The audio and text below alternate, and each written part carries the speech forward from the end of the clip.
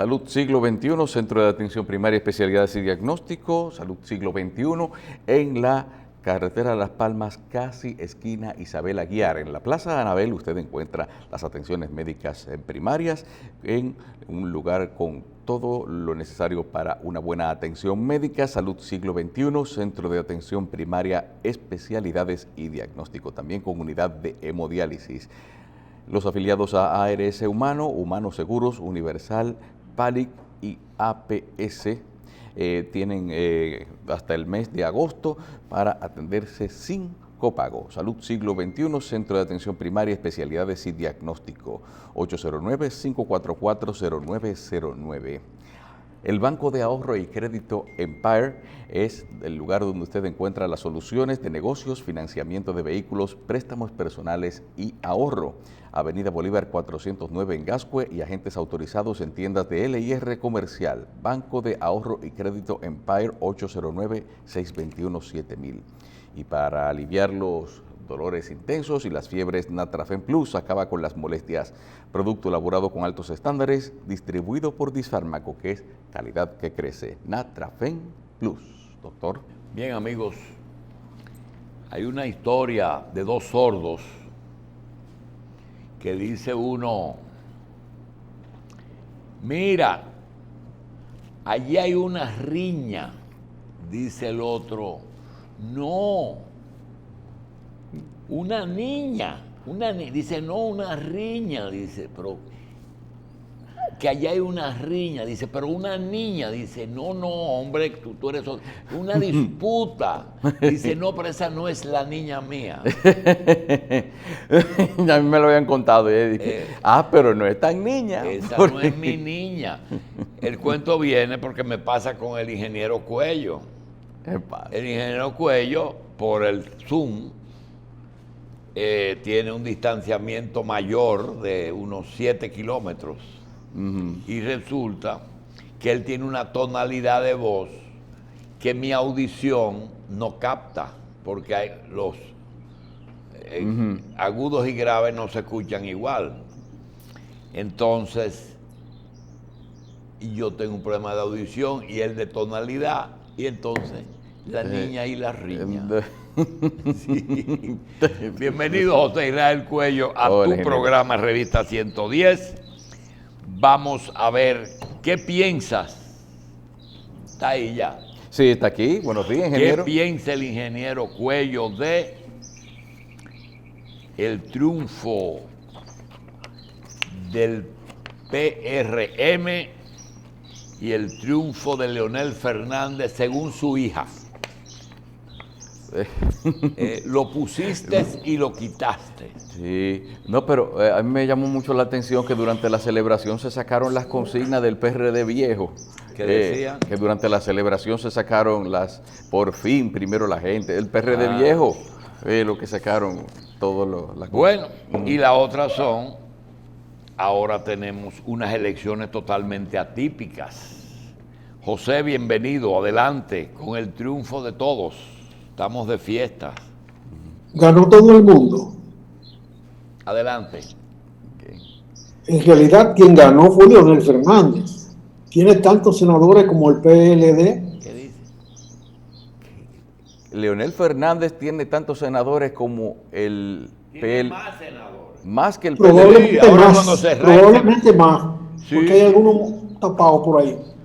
Cuando Félix Bautista vuelva a su sitio, ahora va a tener uno más que, o dos más que. Deja que se recomponga eso. Otra cosa, sacó a Danilo del poder. Bien. Sacó al PLD del poder. O sea, muchos de sus objetivos se cumplieron. Porque él no podía pretender más. Juan Bono logró el 5% del electorado más en la primera ronda, en la primera participación electoral en el año, 1978. No lo logró. De manera que todo el mundo ganó. Es más, Gonzalo está muy bien posicionado porque En el último discurso, el que aceptaba la derrota, fue más absolutamente fluido. Esa página ya la cubrió.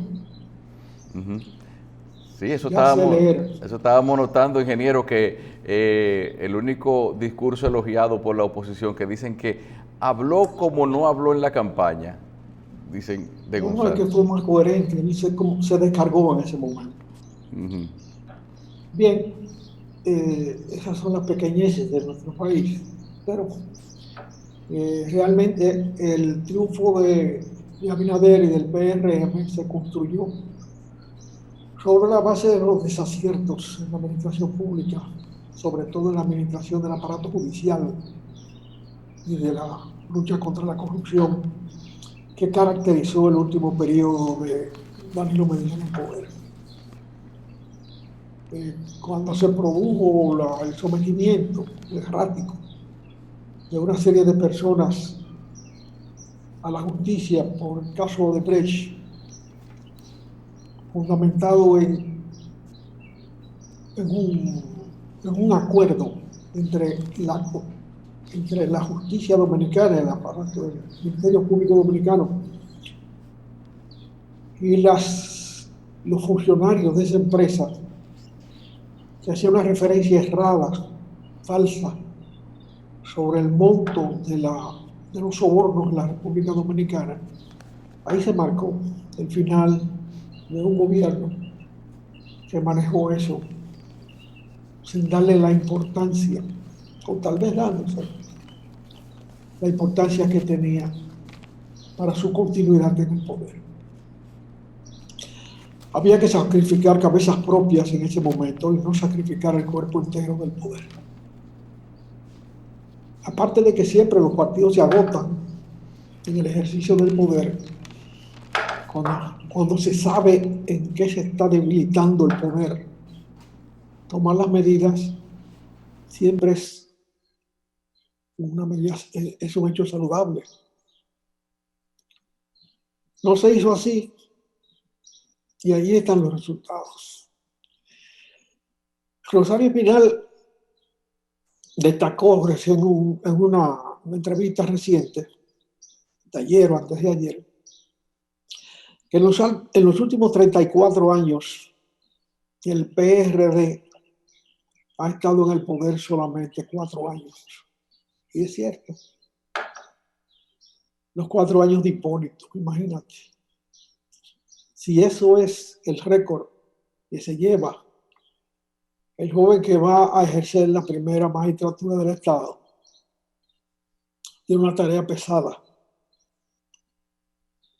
difícil para vencer en ese partido que es una renovación del PRD,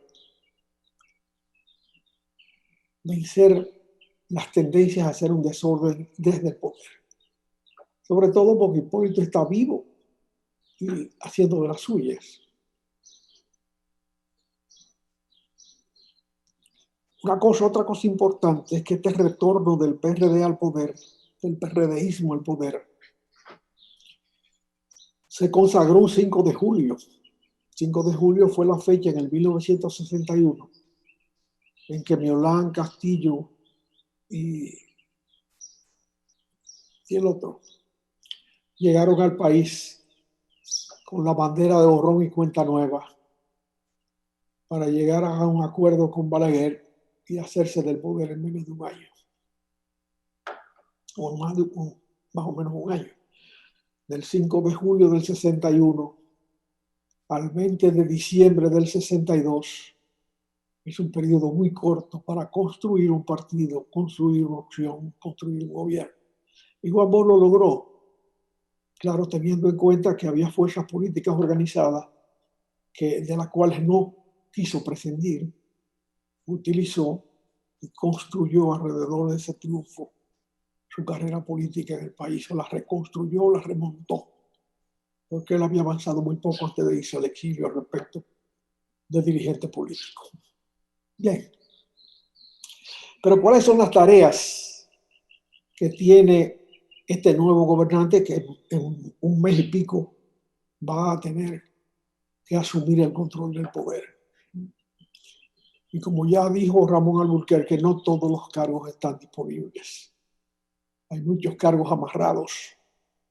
Hay muchas carreras ya hechas por una ley que no existía cuando los periodistas se acercaron al poder hace tantos años. Y que va a dar lugar a conflictos, indiscutiblemente va a dar lugar a conflictos, que deben manejarse con la prudencia recomendable para situaciones de esta naturaleza. El rescate de la economía dominicana es relativamente fácil, porque los elementos de la economía existen ahí, se paralizaron prácticamente por decreto. El gobierno realmente asumió con mucha responsabilidad las obligaciones que le imponía la pandemia. El rescate del turismo, que es el que más emplea gente de todos los sectores y más territorio cubre en el país. El rescate del turismo no depende tanto del país que tiene las instalaciones hechas, como de los dueños de los hoteles que son extranjeros y les interesa llenarlos. La mayoría son dueños extranjeros y la mayoría de ellos traen sus propios visitantes. La preocupación es tanto de ellos como de los dominicanos. Cada quien tiene sus intereses alrededor del turismo, si no existiera como una entidad tan desarrollada en el país. El segundo renglón importante a rescatar son las remesas, pero una declaración reciente del superintendente de bancos saca a relucir que las remesas, en vez de decrecer en el periodo de la pandemia, el punto más alto de la pandemia en la República Dominicana, en vez de decrecer, crecieron. ¿Por qué? Bueno, porque en Estados Unidos, como aquí, pero allá con más recursos, los subsidios al desempleo se generalizaron. Y los dominicanos que quedaron desempleados quedaron subsidiados a la vez. Para el dominicano la remesa es algo sagrado. La remesa tiene varios componentes. El más elemental y fraterno es el de la ayuda a la familia. Pero hay que tener en cuenta el enorme flujo que viene de dinero por esa vía para el desarrollo de la pequeña y mediana empresa en el país. Desde pulpería y talleres de mecánica hasta canales de televisión se instalan con los recursos dólar a dólar sudados y producidos por el dominicano residente fuera, particularmente en Estados Unidos. Pero las remesas que llegan desde los Estados Unidos son muy importantes, pero debe tenerse en cuenta que también llegan de España, llegan de Alemania, llegan de todos los países del mundo donde hay un dominicano que recuerda a su familia, a sus hijos, a su madre, para mandarle un dinero mensual, parte de su salario magro, porque en esos niveles no son altos. Y que también tiene idea de desarrollar sus propias actividades en el país, sea construir una casa, sea construir un estadio de béisbol, como hacen más de uno de los peloteros que juegan en grandes ligas y en pequeñas ligas en los Estados Unidos. Y cada uno de los que va a sudar por allá para construir por aquí. El otro aspecto es zona franca. Hay que recordar, hay un sector de zonas francas que ocupa un privilegiado espacio en la generación de divisas para la economía dominicana. Es el sector que precisamente desarrolla la producción de material para el uso médico. Ese sector en la pandemia, antes de registrar bajas, ha registrado un importante crecimiento. Es el más importante de zona franca. Y es un renglón que, aparte de la zona franca, tiene un lugar privilegiado en la economía dominicana. Privilegiado en otro aspecto, además, porque la tecnología en ese proceso es mucho más alta que en un proceso de simple corte de tela y fabricación de braguetas. Es un sector que aporta conocimiento, que aporta desarrollo profesional a todos los que participan en él. Otro sector que tampoco ha tenido baja en el proceso es la minería, que se caracteriza particularmente por la explotación del oro, que en el momento de la pandemia lamentablemente crece de una manera exponencial. Los precios del oro hoy son realmente buenos para la economía dominicana, porque están por encima de cualquier cálculo que se hubiese hecho sin la pandemia. De manera que si tenemos todos esos factores que se pueden reactivar o están reactivados o están más crecidos que antes, la recuperación de la economía dominicana no es complicada. Naturalmente, para la recuperación total se necesita estrangular la pandemia.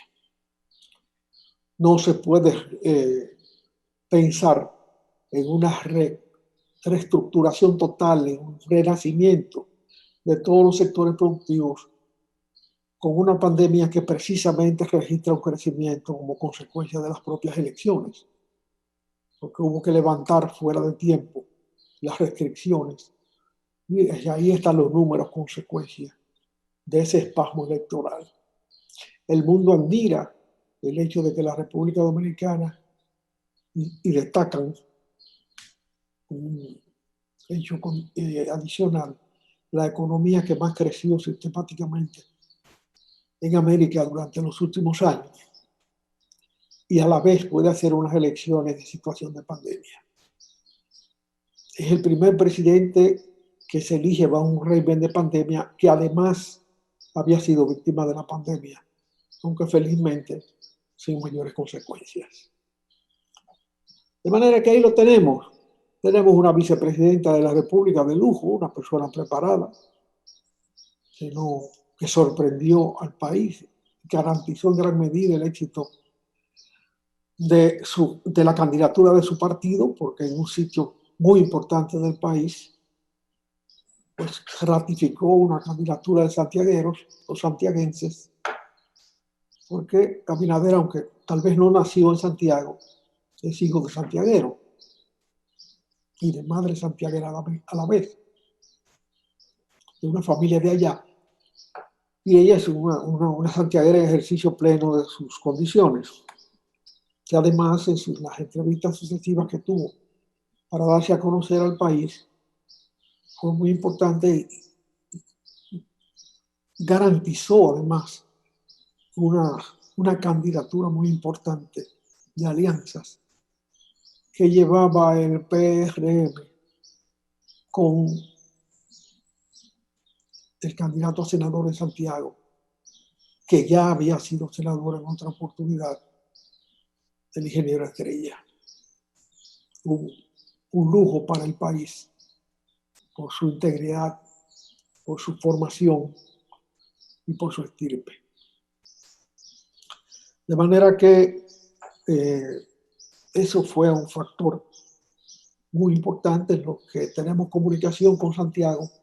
Pudimos medir rápidamente el efecto que tenía la candidatura vicepresidencial en la consolidación del triunfo aplastante que el PRM tuvo en Santiago. Esos son los elementos que puedo manejar rápidamente, a menos que haya preguntas específicas sobre las elecciones y su importancia para el país. Ingeniero, ¿usted ve que este va a ser a todo el mundo que las elecciones se celebren con periodicidad, que haya alternatividad de poder, que haya renovación de opciones? Es la primera vez que un nacido después de la muerte de Trujillo toma el poder en el país, y eso es de mucha importancia. Ingeniero, ¿usted ve que este es un gobierno, bueno, el concepto de la tecnocracia, es decir, no es algo así como de que quienes asumen el poder es más, son personas más profesionales que políticos, y si se podría aplicar en lo que podría ser una estampa para el próximo gobierno?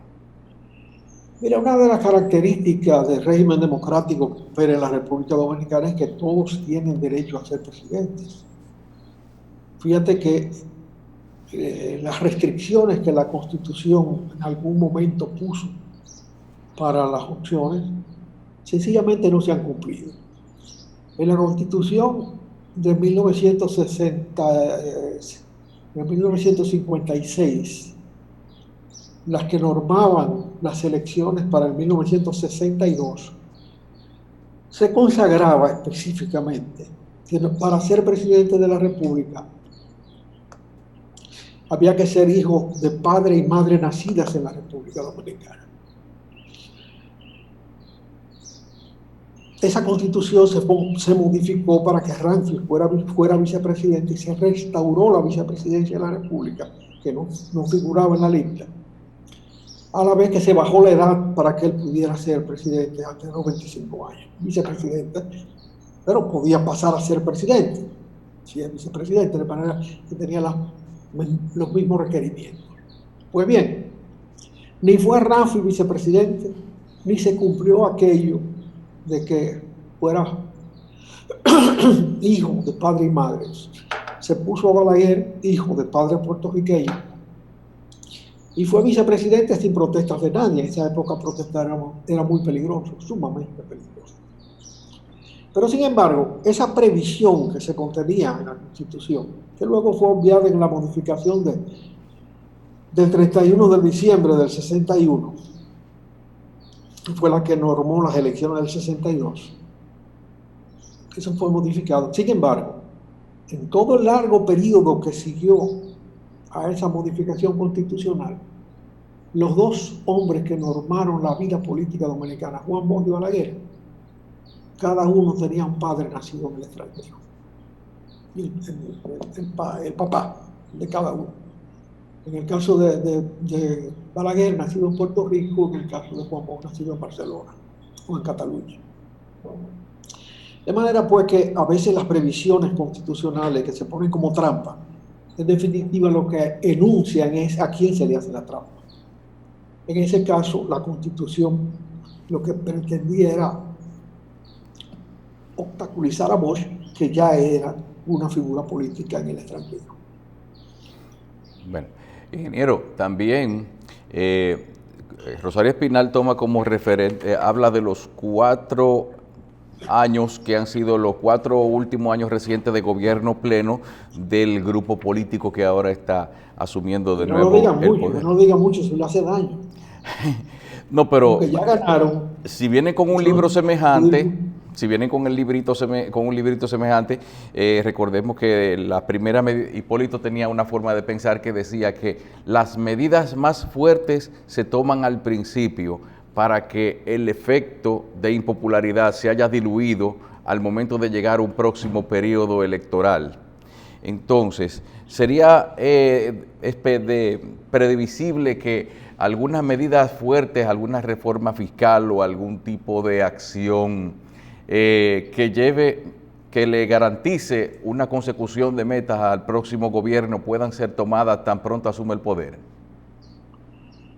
Eso es muy delicado. Hay que tener en cuenta que vivimos no solamente en la pandemia, sino además en un momento de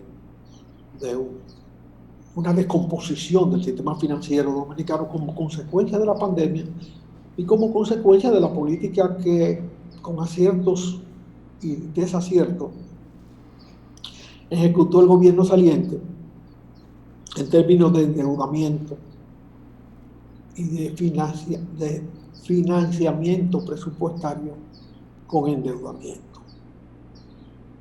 El cargo más delicado que va a definir la seriedad de la composición del gabinete es el ministro de Hacienda. O sea, durante muchos años sobre todo bajo el régimen de Balaguer, el problema de la deuda pública interna no solamente era menor en cuanto a monto, sino era menor en cuanto a la obligación de cumplir con él. Ese señor que es hoy uno de los miembros de la Junta Central Electoral, Roberto Saladín, siendo ministro de Hacienda de Balaguer, más de una vez se alarmó porque no se cubrían los pagos de la deuda interna. Pero es que la deuda interna en esa época se construía sobre todo sobre la base de los compromisos con los contratistas que no se pagaban. Bajo el lema de Balaguer, un lema de pulpería, que decía las deudas viejas no se pagan y las nuevas hay que dejarlas que se pongan viejas. Hay más de un contratista de Balaguer y de cualquier gobierno que se ha arruinado por construirle al Estado. Hay gente que ya echó a pérdida millones y millones de pesos porque el Estado no los paga. Y a veces la precaria economía de una compañía pequeña se quedó en un pago no realizado por un ayuntamiento, por una entidad descentralizada del Estado o por un contrato directo con el Estado mismo. De manera que esa deuda no obligaba tanto, pero ahora hay una deuda externa considerable, deuda que trabaja, que opera en el mercado internacional de acreencias, en que la posibilidad de seguir haciendo gárgaras con ese dinero, que es el ideal para no pagarlo nunca, o sea, pagar deuda con nueva deuda, manejando intereses más bajos, plazos más largos, es un arte. Se necesita para eso alguien con experiencia, conocimiento y sobre todo acrisolada honradez.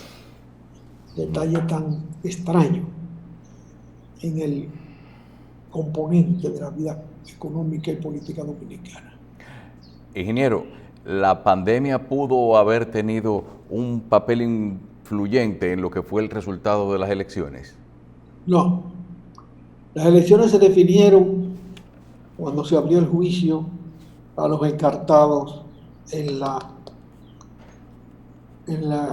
los negocios con Odebrecht. Cuando se abrió la instrucción de ese proceso, se demostró que era un proceso mal inducido.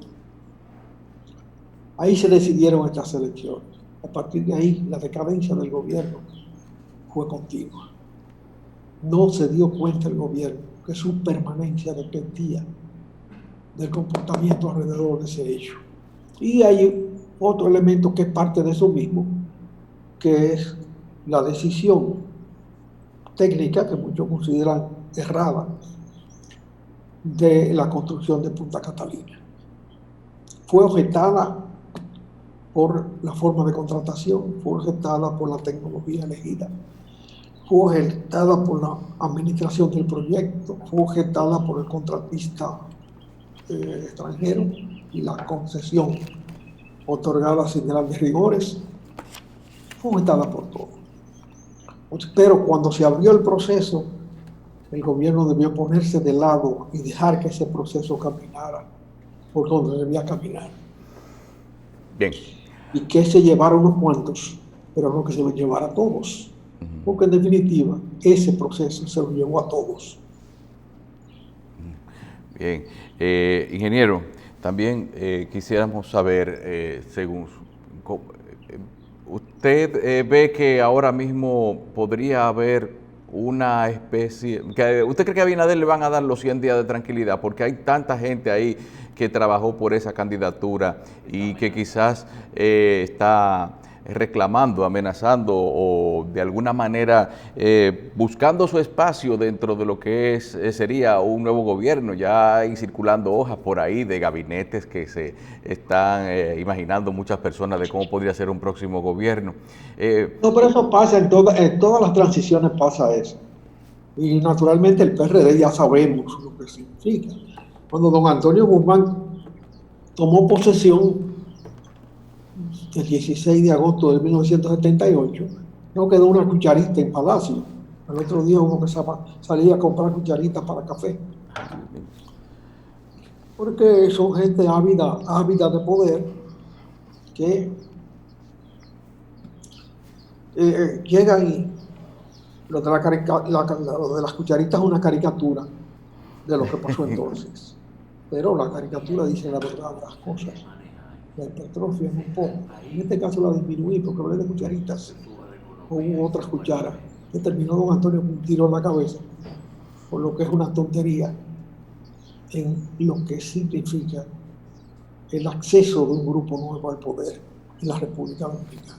Sí. Pero vivimos con eso, ese es nuestro país, crece, se desarrolla, cada día hay más gente. Y convivimos con eso, parte de nuestra pandemia. Ingeniero, ¿se puede lograr un equilibrio entre desarrollo económico y preservación de la salud de la población, tomando en cuenta de que actualmente sacar a todo el mundo a la calle a trabajar es al mismo tiempo exponerlos a un contagio y una pandemia que resultaría catastrófica para mucha gente? Ya hechas las elecciones, ya decidido el proceso, hay que recoger la gente otra vez, es mi entender. El manejo de una pandemia es un arte, no solamente una acción administrativa. Hay que tener en cuenta cómo se mueve esa pandemia, cómo se reproduce este virus, porque todos los virus no son iguales. Este es medio sabio, este se te asienta en el cuerpo y cuando viene a ver se transforma y es otro. Y los síntomas que te da, le da a una gente son unos y los que le da a otros son otros, pero termina tomando el cuerpo completo del ser humano, llamando a otros amigos para que vengan al entierro, tomando el cerebro, tomando el pulmón. Hay daños cerebrales terribles ya estudiados sobre este virus, que en principio se hablaba de que era un virus que afectaba el pulmón solamente, o en último caso, y era mortal en ese caso. De manera que el virus que entra hay que combatirlo en el primer inning. No pueden basarse, para decirlo en términos de pelotero. No pueden basar. Una fiebrecita, quítesela. Pero no deje que crezca. Sí, ingeniero. De manera que eso de abrir, de mantener abierto el país totalmente, es una posibilidad muy peligrosa. Sí. Ingeniero, ya finalmente, para concluir el encuentro, vamos a preguntarle cuál a su juicio debería ser el mejor uso que el presidente Danilo Medina le podría dar a esta cuarentena. Podríamos decir que son 40 días de poder que le quedan, 40 días que quedan de una transición, de la más corta transición que hemos tenido en esta historia. Las ha habido cortas, ¿cierto? Las ha habido de todo tipo. Magluta llegó al poder por un balazo y en la noche era presidente. Se fue para su casa como vicepresidente y amaneció presidente. Esa fue muy corta, pero rindió bien. El problema es que hay que construir un aparato administrativo del Estado que puede incluir gente, o debe incluir gente, que no tuvo nada que ver con el voto, que votó por otro. En el año 2000, yo me atreví a decir, cuando fue elegido Hipólito Mejía, que el cargo más delicado era el gobernador del Banco Central. Porque el que estaba ahí era Héctor Valdés, el mismo que está hoy. Estamos hablando de hace 30 años. El cargo más delicado era ese porque Héctor Valdés sabía dónde estaba la parte débil del poder. ¿Cuál era la situación? El PLD en su primer gobierno, 96-2000, había gobernado prácticamente sin representación congresional. Y le era muy difícil renegociar la deuda externa. Renegociar la deuda implica pasar por el Congreso con un nuevo compromiso, aunque sea mejor que el que se está pagando. Y además, buscar dinero para el crecimiento económico. Bien, La decisión que se tomó, muy discreta, fue estimular a los grandes empresarios a endeudarse en dólares para garantizar el crecimiento de la economía. De manera que al término de ese gobierno, recuerden que eran muchachos nuevos, jóvenes, que no sabían mucho de esas cosas. Hay algunos que nunca aprendieron, otros aprendieron bien. Al término de ese gobierno, había una deuda que ya no era una deuda de contratistas solamente y a defraudar en cuanto a los términos de la responsabilidad del Estado que tiene en el cumplimiento de sus obligaciones. No, ya era una deuda a la cual había que responder. El manejo de esa deuda era muy delicado porque las empresas estaban endeudadas en dólares, no el gobierno solamente. Y un fallo en el pago de la deuda de una empresa es un fallo que afecta al crédito nacional. Bien, se pusieron a reposar con eso y por ahí estalló la bomba. Héctor Valdés sabía dónde estaba la coleta de esa bomba. No sabía porque tenía ya una experiencia larga en el Banco Central y no sabía hasta cuándo esa experiencia iba a ser útil para el país. Bueno, esas fueron las consecuencias. Hoy, el punto débil de la economía dominicana está en el manejo de una deuda mucho mayor, pero sobre todo una deuda que está en manos del Estado, que naturalmente puede manejarse mejor que cuando el grueso de la deuda está en manos de la empresa privada. La empresa privada necesariamente no genera dólares, aunque esté endeudada en dólares, y actualizar esas obligaciones cuando la depreciación de la moneda se produce no es fácil. Sencillamente no es bastante complicado para cada una de las empresas. Hoy el problema difícil, peligroso, está precisamente en la deuda, pero ya como deuda soberana, deuda del Estado. De manera que esas son posiciones delicadas. Sobre el Banco Central, me siento obligado a opinar. Héctor Valdés ha estado tiempo más que suficiente ahí para haber construido una escuela de trabajo. Creo que si hay una jerarquía que hay que respetar, es esa jerarquía. Hoy hay gente formada en el Banco Central para una sucesión ordenada que en aquella época no existía.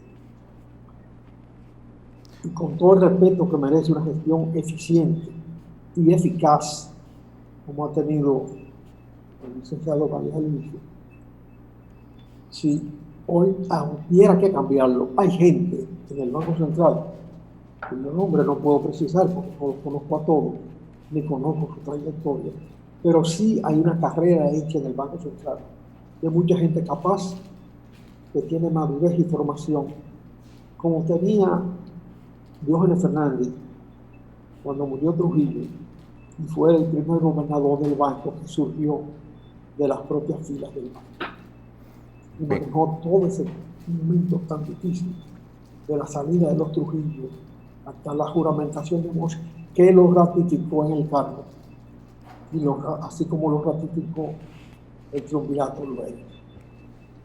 De manera que ese es un cargo que siempre ha tenido un respeto y una consideración merecida, que si antes hubo que tenerlo en cuenta, hoy hay que tenerlo en cuenta también. Es la hora de que esa posición tenga el respeto de la institucionalidad y de la profesionalidad que debe tener el desempeño de esa función. Bien. Si hay un sitio donde la carrera debe ser respetada, es ese. Porque es un sitio que nos afecta a todos. Tener una moneda propia es importante porque le da a la nación como conjunto el derecho a jugar con las variables monetarias, pero es también una obligación y así hay que tomar. Muchas gracias, ingeniero Cuello, por estas palabras y por sus puntos de vista. Vamos a hacer una pausa, volvemos en unos instantes.